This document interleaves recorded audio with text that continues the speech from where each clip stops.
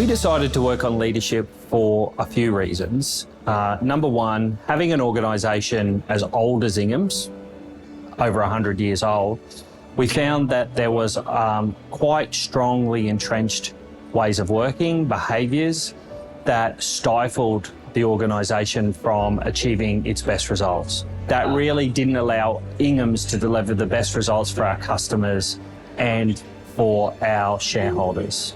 Human Synergistics have been a great partner for us. We've started working with Human Synergistics around the OCI, the OEI, but progressively, as we've really entrenched our focus around building a constructive and inclusive culture, we've expanded to using some of the other tools like LSI 1 and 2, LI, MI.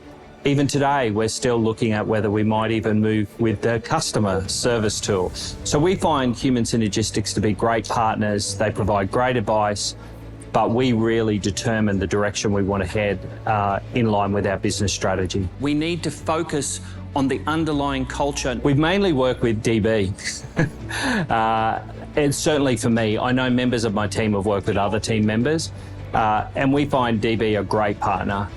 He does not only great coaching, gives great feedback, but he's also really good at recognising where we're at and helping us decide where we might go next. Human Synergistics' difference has been that we've integrated it in all of our leadership programs. Recently, at Ingham's, we've delivered a record result, a record dividend, and we've also faced into some really significant business challenges. We made sure that throughout the challenges that we remain vigilant on the journey, because it's not a straight line from A to B. And we really believe that we would not have been able to solve those challenges if we hadn't done the work with Human Synergistics. So we think we've laid a great foundation with our senior leaders, and we're very excited about our ability to continue to drive this deeper into the organisation and what results it might bring for us. Continuous improvement. The Human Synergistics tools and partnering with Human Synergistics has allowed us to really rapidly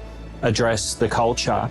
And that's made my job easier in that as people really start to understand the power of changing culture, of building great capability, and more people have got on board. We've got a real quorum of leaders who are now leading in the right way, which means I can focus on some more of the strategic areas we need to change while the leaders continue to drive this throughout the organisation. And so it literally has made my job easier. Much more constructive way of operating. The advice I'd give to anyone thinking about going on a culture journey is, firstly, if you're the CPO, if I can start at that level, make sure that you've got a good partnership with your CEO and sponsorship and support from the board.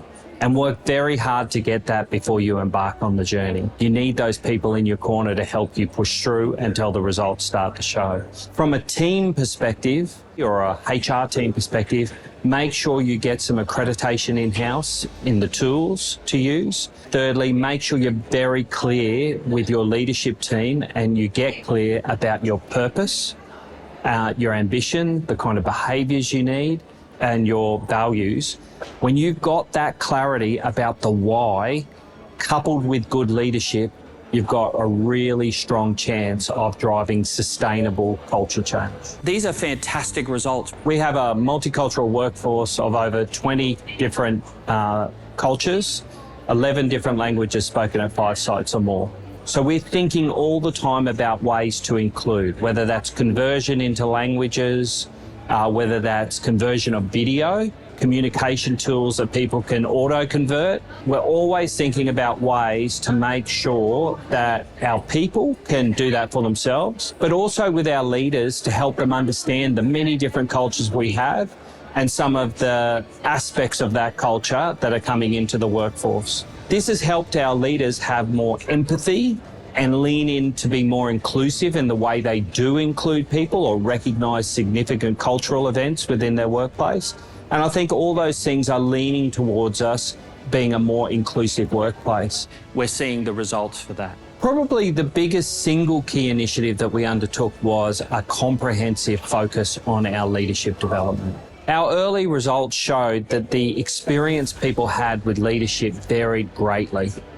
from some really strong, great leaders, all the way down to some leaders who were probably doing the best they could, but didn't have a lot of tools given to them to help them be very successful. So we focus very heavily on driving the consistency of leadership, as well as putting in tools around communication and making it very leader-led. And many of them have readjusted and are now really focused on the right areas to long-term success.